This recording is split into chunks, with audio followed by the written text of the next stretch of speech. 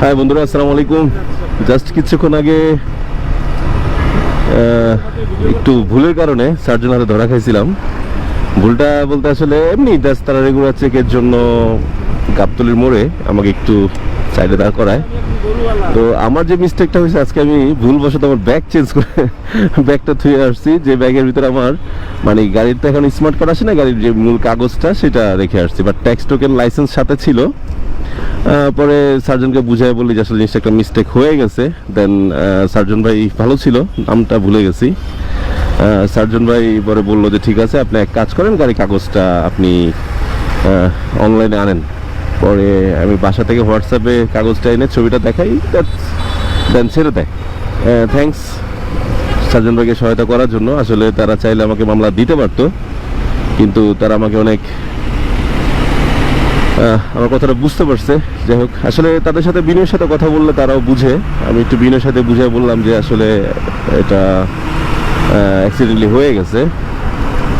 আপনাদের আমি এর আগের ভিডিও বলছিলাম একটু মন ভুলা, আমি প্রায় সময় ভুলে যাই কাগজগুলা নিয়ে বের হইতে। দ্যাটস ওয়াই আমি একটু আসলে ভুলেই গেছিলাম কাগজটা নিয়ে বের হইতে। তো আমরা এখন যাচ্ছি সাভার হেমায়তপুরে যাচ্ছি। এমনি জাস্ট একটু ঘুরতে যাচ্ছি, হালকা পাতলা কাজ করব, ভিডিও করব, ব্লগিং করব, সাথে থাকবেন, ঠিক আছে?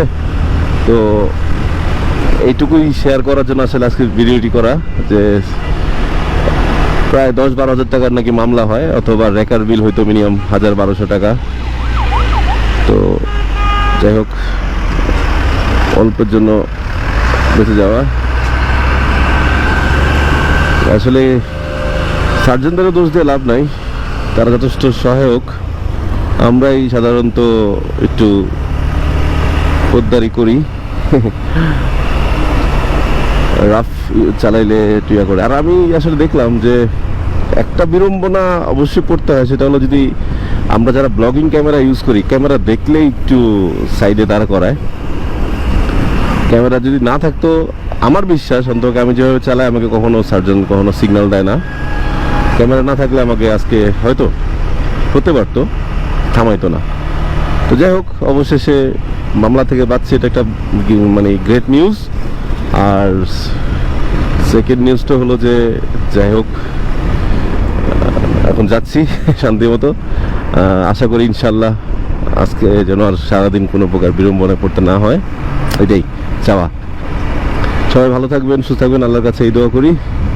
আর কোরবানিতে অনেকে হয়তো বাড়ি যাবেন, বাড়ি যাওয়ার সময় একটু সাবধানে রাইড করবেন। যারা বিশেষ করে বাইক নিয়ে বাড়ির দিকে যাবেন, দোয়া করি সেটাই যে সাবধানে থাকবেন, ঠিক মতো বাড়ি পৌঁছাবেন। সবাই দোয়া করবেন আমার জন্য। আল্লাহ হাফেজ, আসসালামু আলাইকুম।